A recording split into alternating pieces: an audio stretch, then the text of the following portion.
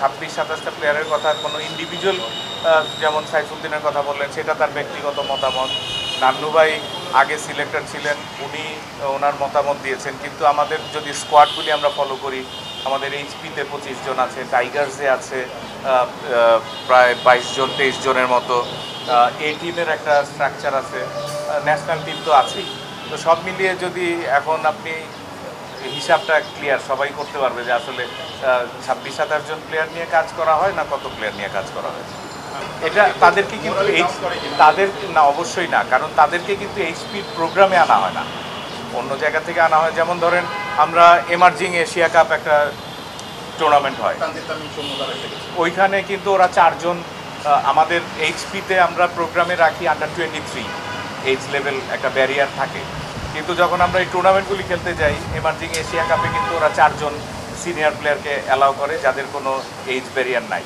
তো একটা টুর্নামেন্ট খেলতে গেলে সবাই চায় যে টুর্নামেন্টটাও জিতি বা কাপটা যদি জেতার জন্য এই সুযোগটা কিন্তু সব দেশই নেয়। আমরা এশিয়ান গেমস খেলতে গিয়েছি, আপনার ইন্ডিয়ান টিমে এখন যারা ইন্ডিয়ান ন্যাশনাল টিমের এই রিসেন্ট টি20 ওয়ার্ল্ড কাপের যারা মোস্ট সাকসেসফুল প্লেয়ার্সদের ভিতরে বেশ কয়েকজন কিন্তু রিঙ্কু সিং ছিল, আর্শদীপ, এরা কিন্তু সব এশিয়ান গেমসেও কিন্তু আমরা তাদেরকে ফেস করেছি। সো এটা কিন্তু একটা স্ট্র্যাটেজি বা যেই টুর্নামেন্টে যখন সুযোগ থাকে, কিন্তু যখন আমরা শুধু এইচপির রেসিপ্রোকাল ট্যুর করি তখন কিন্তু আমরা বাইরের প্লেয়ার নেই না, আমরা এইচপি স্কোয়াড থেকেই প্লেয়ার। আশাবাদী আসলে এটা আমাদের জন্য একটা বড় অপরচুনিটি। এইখানে 3টা ফরম্যাট 3টা ভার্সনেরই খেলা হবে। তো মেইনলি আমাদের যেই ফিউচার প্লেয়ার তাদের জন্য এই অপরচুনিটিটা ক্রিয়েট করাই আমাদের সবচেয়ে বড় উদ্দেশ্য ছিল, যে longer version one day and টি20 টুর্নামেন্টটা আসলে খুবই বড় একটা প্ল্যাটফর্ম হবে আমাদের আপকামিং প্লেয়ারদের জন্য, যেখানে বিগ ব্যাশের 5টা টিম থাকবে, ফ্র্যাঞ্চাইজি, ওদের যে অস্ট্রেলিয়ার ফ্র্যাঞ্চাইজি লিগ হয় টি20, তারপরে পাকিস্তান এ, যেটা পাকিস্তান শাহিনস নামে ওরা খেলে, ওরা থাকবে। তো টুর্নামেন্ট ছাড়াও আমাদের যে প্লেয়ারদের জন্য একটা বড় অপরচুনিটি, এখানে কিছু ন্যাশনাল টিমে যারা খেলছে সেখানকার প্লেয়ারও নেওয়া হয়েছে, কারণ 2027-এ আমাদের যে অস্ট্রেলিয়ার সঙ্গে ট্যুর আছে, ওখানে খেলাটাও কিন্তু ডারউইনেই হবে। তো তাদেরও একটা প্রিপারেশন, কারণ অনেক সময় আমরা দেখি যে আমাদের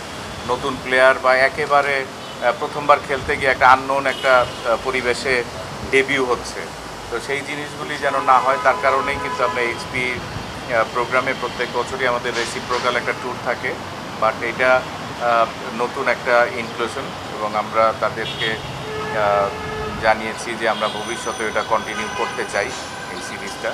তো আসলে আমাদের উদ্দেশ্য হচ্ছে প্লেয়ারদের জন্য অপরচুনিটি ক্রিয়েট করা, সেটাকে কাজে লাগিয়ে প্লেয়াররা তাদের ফিউচারের জন্য দেশকে সার্ভিস দেওয়ার জন্য প্রিপেয়ার করবে, সেটাই। না, সেটা আসলে দুইটা জিনিস চিন্তা করতে হয়। একটা যেমন আমাদের ওইখানে গিয়ে ইয়াং প্লেয়ারদেরকে যেমন নতুন পরিবেশে খেলার সুযোগ, একই সঙ্গে ওখানে একটা টুর্নামেন্ট খেলতে যাচ্ছি আমরা, সেটাও কিন্তু ভালো রেজাল্ট করা একটা ইস্যু।